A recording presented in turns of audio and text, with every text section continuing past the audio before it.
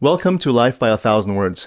Today's topic addresses the hyper-polarization of American politics and society. In episode 4, I stated that true followers of Jesus were some of the least political people in history.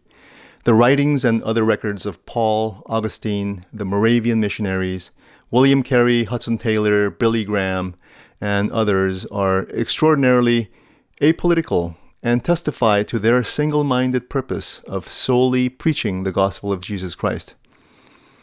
So am I veering from this good and narrow path? Am I driven by a competing agenda? I hope to convince you otherwise. An interesting survey I saw recently concluded that most conservatives would not unfriend or cancel someone just because that person is a liberal. But the overwhelming majority of liberals said that being a conservative is enough to unfriend or cancel that person.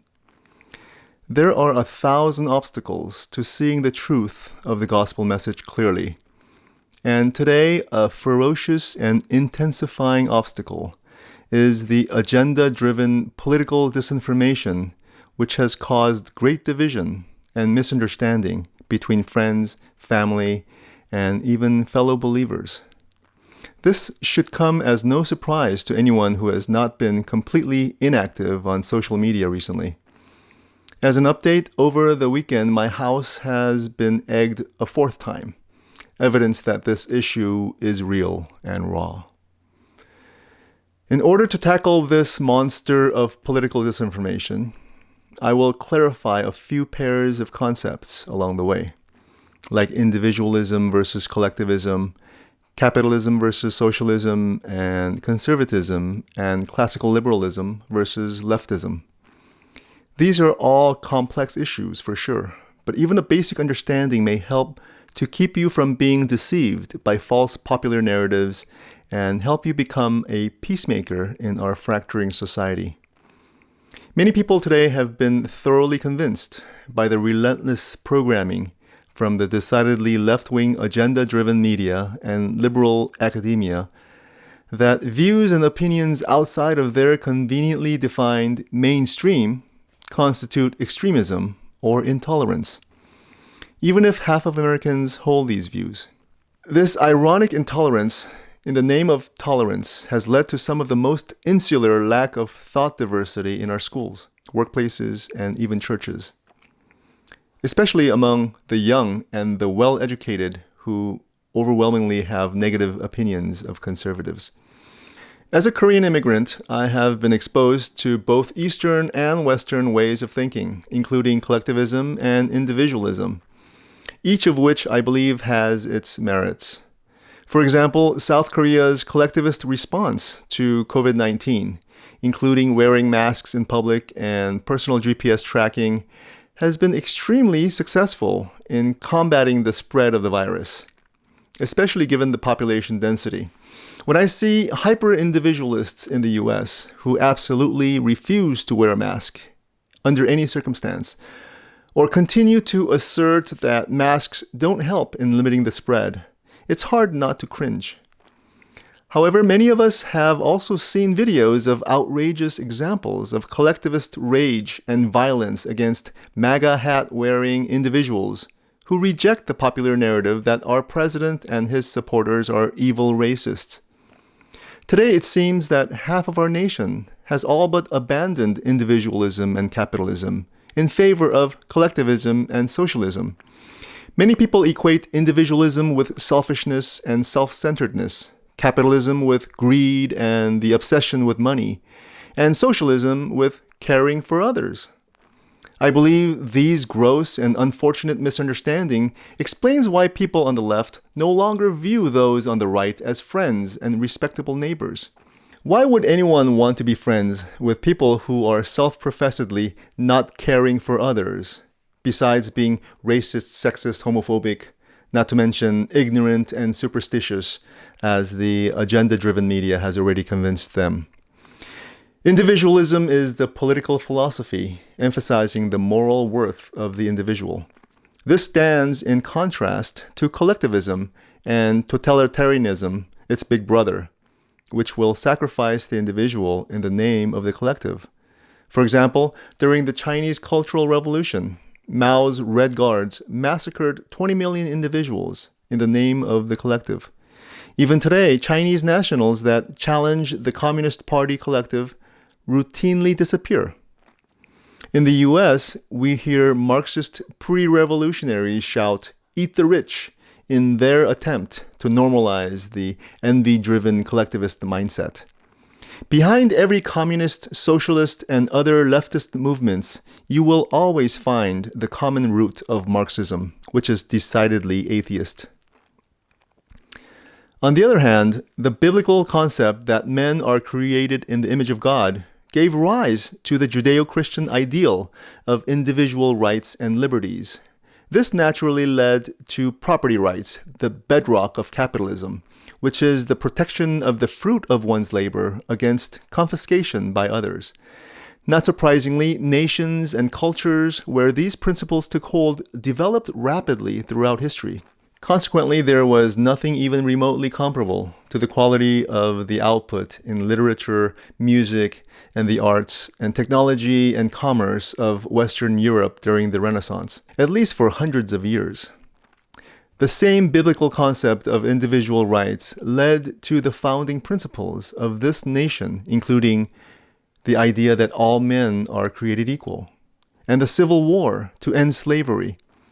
Many of our young people do not realize that slaves in the U.S. were freed by conservatives, yes, by a Republican president, Abraham Lincoln, and by the Republicans in Congress.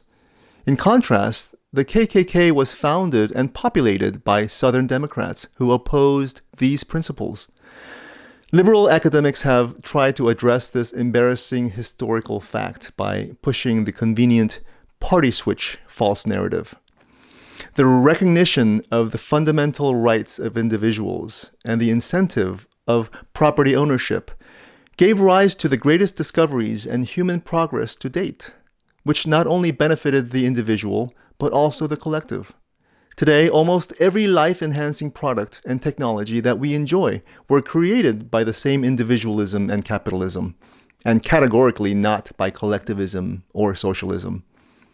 When you think of today's most important brands like Apple, Samsung, Tesla, Amazon, Google, Microsoft, Facebook, Starbucks, and technologies like air transportation, medical care, agriculture, construction, not a single one represents a triumph of socialism over capitalism. Further, through organizations like Compassion International and World Vision, relatively wealthy citizens of capitalist nations like the US and South Korea share their blessings with others less fortunate.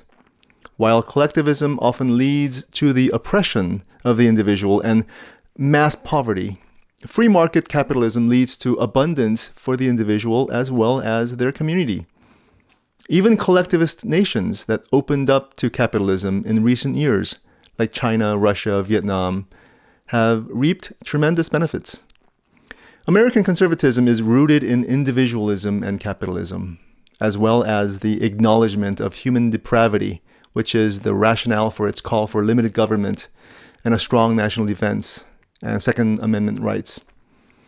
It's a framework which is fundamentally compatible with the biblical worldview.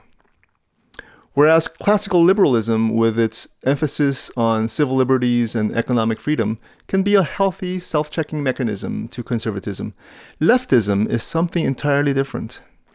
Whether it's democratic socialism, neo-Marxism, or related movements like BLM and Antifa, leftism is simply incompatible with a liberal democracy. This is not to say that individualism, capitalism, and conservatism are the ultimate answers to social issues. The fundamental problems of the sinful nature of man has no remedy apart from Jesus Christ. There is no political solution for inequality and hate. No amount of confiscated wealth, free education, or government regulation can transform a nation of sinners into a utopia of selfless comrades. Despite its shortcomings, America remains the most desired destination for immigrants worldwide. If borders were completely removed globally, few people would even suggest that the destination for the largest number of migrants would still not be the US. Over the decades, the vast majority of orphan kids in China and other countries have been adopted by parents in the US. Additionally, billions of dollars are routinely transferred annually from donors in the US, completely voluntarily, to people of nations wrecked by failed socialism. To suggest that America is flawed and must be systemically overturned betrays an ignorance of historical reality, a rejection of biblical truth, or an underhanded political motive. When we finally understand the reality of political disinformation and expose conspiracies of organizations that are decidedly aligned against the truth of Christ, we remove an obstacle to unity among brothers, friends, and countrymen. The same obstacle that stands in the way of a sinner discovering the truth of the gospel of Jesus Christ. Jesus instructed his disciples to be as wise as serpents and innocent as doves. Let us diligently teach our children truth and wisdom. The Lord bless all who seek after wisdom and meekness.